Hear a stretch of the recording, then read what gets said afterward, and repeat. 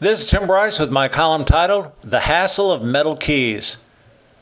A person's trustworthiness can be measured by the number of metal keys he possesses. Each key represents a trust or responsibility the person has committed to maintaining. I tend to believe the more keys a person has, the more he is trusted. The fewer keys he possesses, less so. I have 3 sets of keys I maintain. One set for my office and home, one for the Masonic Lodge where I serve as secretary, and a set of car keys. In all, I generally carry 40 plus keys, which is a lot and quite uncomfortable if I try to carry them in a single pocket. We use keys because most of us cannot remember combinations or passwords.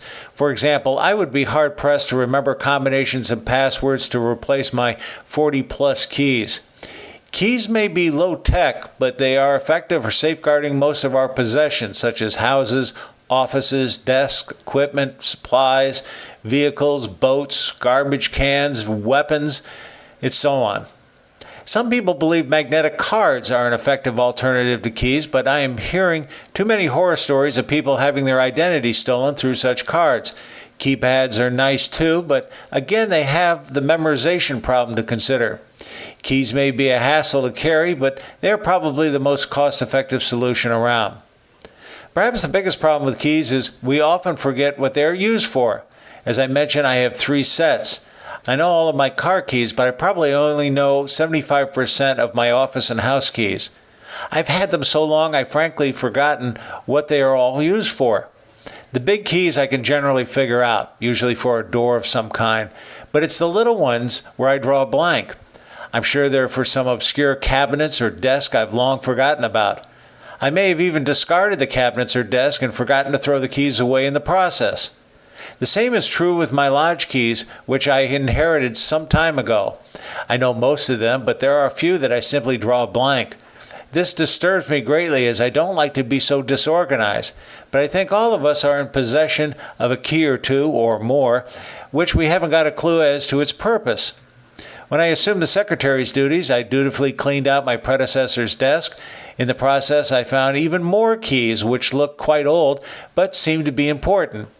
I've tried them on many locks but cannot seem to figure out what they are used for. I suspect one is for some secret vault where Masonic treasures are stored, such as the Holy Grail. As tempted as I am to throw all of these old keys away, I'm afraid of doing so because you never know when they might indeed serve a purpose. I don't know about you, but my luck is such that as soon as I discard a key, I inevitably discover its purpose and need to reproduce it, requiring a locksmith, thereby becoming a more costly proposition. The only thing worse than having too many keys is to lose them. For most of us, this is the closest thing to madness we'll ever experience. It's bad enough we have misplaced our keys. We then begin to suffer from delusional scenarios of Jack the Ripper sacking our homes in the middle of the night. Keys may be symbolic of someone's trustworthiness, but they are certainly a hassle to hold and to lose. I just wish retina scanning or fingerprint technology was more advanced and affordable. It would certainly be a lot easier on my pocket and state of mind. Friends, keep the faith. This is Tim Bryce in Palm Harbor, Florida. Follow me on the internet at timbryce.com.